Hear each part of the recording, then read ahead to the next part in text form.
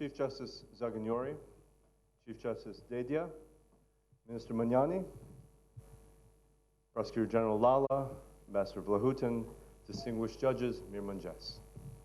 Kryetari i Gjykatës së Lartë Zaganyori, Kryetari i Gjykatës Kushtetuese Dedia, Ministër Magnani, Prokurori i Përgjithshëm Llalla, Zonja Ambasadore Vlahutin, gjykatës të nderuar. Në teleprogram popullor Portokalli, ata thanë që unë duhet të flas më shumë në gjuhën angleze. Kështu sot do të vazhdoj në gjuhën angleze. Let me begin with the story. 15 years ago, an American judge from my home state of California visited China. And during a lunch with other judges, a young Chinese judge asked her American counterpart, "What do you do when a politician tries to tell you how to rule, or when someone offers you a bribe?" Më lejoni ta nis me një histori. 15 vjet më parë, një gjyqtar amerikan nga Kalifornia vizitoi Kinën. Në një drekë me gjyqtar, një gjyqtare e re kineze pyeti homologun e saj amerikan: "Çfarë bëni ju kur politikanët përpiqet ju tregojnë se si të vendosni, ose kur dikush ju ofron rishfet?"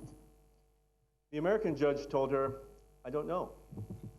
He went on to explain that in his 2 decades on the judicial bench, he had never been offered a bribe nor been told by a politician how to rule on a case. Gjyqtari amerikan I tha nuk e di. Pastaj I shpjegoi se gjatë 2 dekadave që kishte shërbyer në karrigën e gjykatësit, kur nuk ishte ofruar rishfet dhe kur ndonjë politikan nuk I kishte thënë se si të vendose për një çështje të caktuar.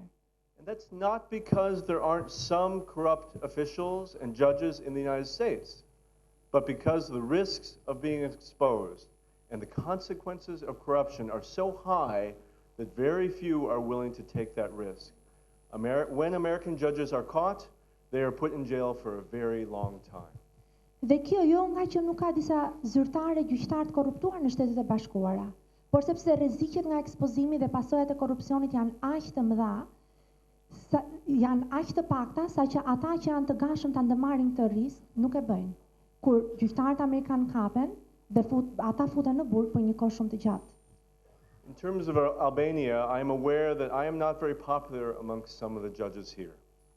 It's understandable, as I've said some very brutally honest things about your profession. So today, allow me to speak differently to 2 very different groups of judges, to corrupt judges and to honest judges. Për sa I përket Shqipërisë, pa mendsoj se nuk jam shumë popullor me disa gjyqtarëve këtu. Kjo është e kuptueshme pasi kam thënë disa gjëra brutalisht të sinqerta në lidhje me profesionin tuaj. Ndaj sot më lejoni t'ju flas ndryshe. Ndryshe 2 grupeve shumë të ndryshëm gjyqtarësh, gjyqtarëve të korruptuar dhe gjyqtarëve të ndershëm. First, to corrupt judges, and I'm guessing that most of you will not identify yourselves as corrupt judges. Së pari, për gjyqtarët e korruptuar, merr mendja se shumë prej jush nuk do ta identifikoni veten si gjyqtar të korruptuar. Dhe më lejoni t'ju e them këtë në gjuhën shqipe, për të qenë më I qartë. Prova ime për korrupsionin është shumë e thjeshtë. Nëse keni marrë ndonjëherë para ose favore në shkëmbim të një vendimi gjykate, jeni një gjyqtar I korruptuar. Edhe nëse e ke bërë këtë vetëm një herë, ke thyer ligjin dhe nuk je I përshtatshëm të shërbesh si gjyqtar. Një kriter tjetër shumë e thjeshtë, nëse ulni kokën dhe shihni kyçën e dorës dhe mbani një orë që kushton më shumë se makina ime, ka të ngjarë të jeni një gjyqtar I korruptuar. If that is the case, I encourage you to leave this profession immediately.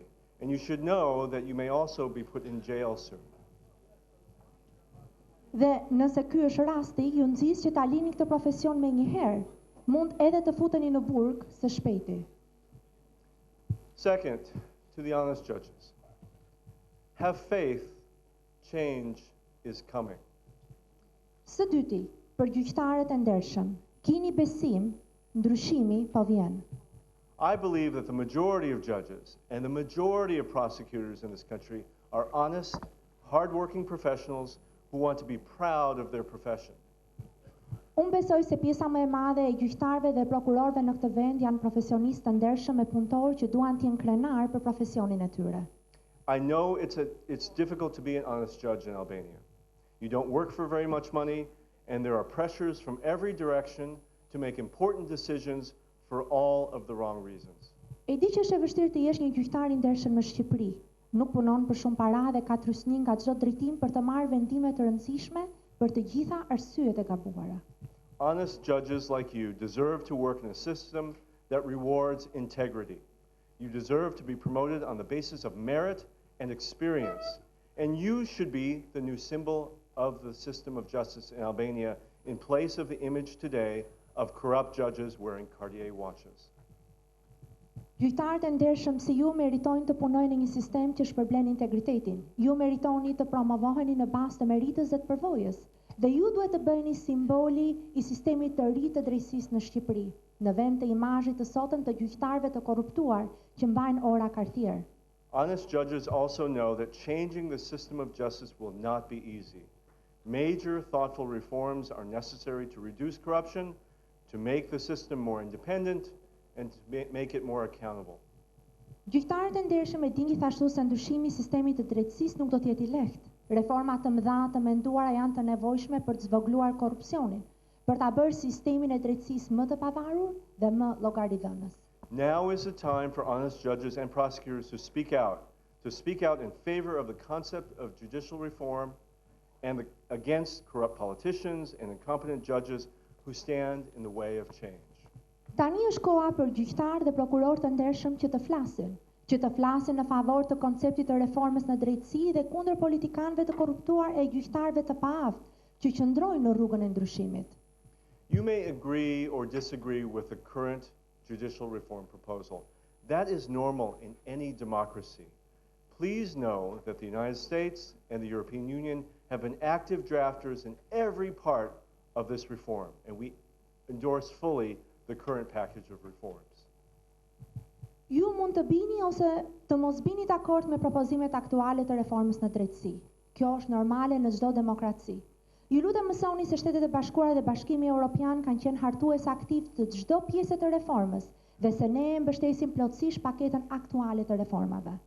We also know that after 19 public roundtables and input this month from the Venice Commission, this reform proposal will be changed. It will be changed to ensure that it reflects the best ideas of this society and of international standards. Ne dim gjithashtu se pas 19 tryezave të rrumbullakta publike dhe informacionit këtë muaj prej Komisionit të Venecias, ky propozim reforme do të ndryshohet. Do të ndryshohet për të siguruar që të pasqyrojë idetë më të mira të kësaj shoqërie dhe të standardeve ndërkombëtare. In closing, let me ask you this question again. What do you do when a politician tries to tell you how to decide or when someone offers you a bribe? Në mbyllje, më lejoni t'ju ribëj këtë pyetje sërish. Çfarë bëni ju kur një politikan përpiqet ju tregojë se si të vendosni ose kur dikush përpiqet ju jap rishfet? I look forward to a day in Albania when the answer could be, I don't know, it's never happened to me. Mezi pres ditën që në Shqipëri përgjigjja të mund të jetë, nuk e di. Kjo nuk më ka ndodhur kurrë. Faleminderit të gjithë.